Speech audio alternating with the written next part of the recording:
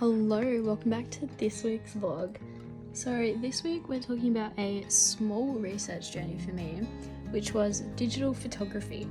I bought myself a camera impulsively in 2021 and had to learn how to use it, so in order to take good looking photos I had to do research.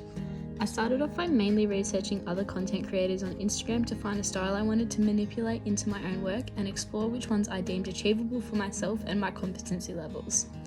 Then I progressed to putting these styles into action when going out and taking images.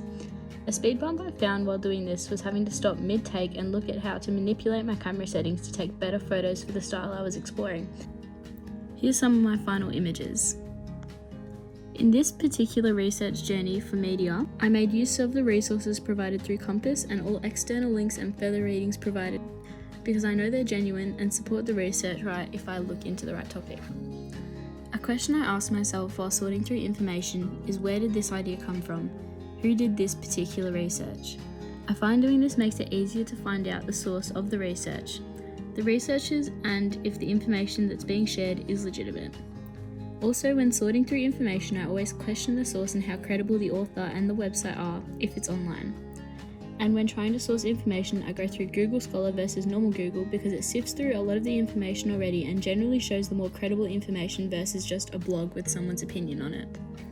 One thing I learned from doing the academic integrity training is how many different ways there are to be flagged for it, and that they all have different terms like collusion. It gave me a lot more insight into how to correctly reference my work, which is beneficial now and in my future studies. Something that fascinates me about YouTube is how the advertising system works and how they utilize cookies to target ads for certain audiences, like watching a lot of makeup videos and then getting an ad for Maybelline. Also, I'm interested in monetization and what restraints there are around it to have content that is monetized versus flagged and as a result demonetized. In our group, we brainstormed these ideas and specifically looked into certain creators and how they include advertisements in their videos nonchalantly. In the past week, I've started reading White Tears, Brown Scars, a novel by Ruby Hamad. I think this is important and has really piqued my interest because it highlights the contrast in racism specifically for women. And as a white female, this different perspective has given me insight into the struggles faced by people of colour in our everyday lives and what we take for granted as the dominant culture.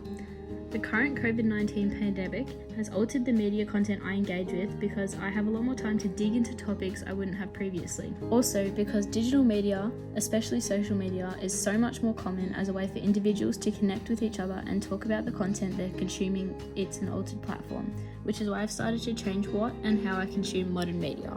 That is all from me this week. See you again soon.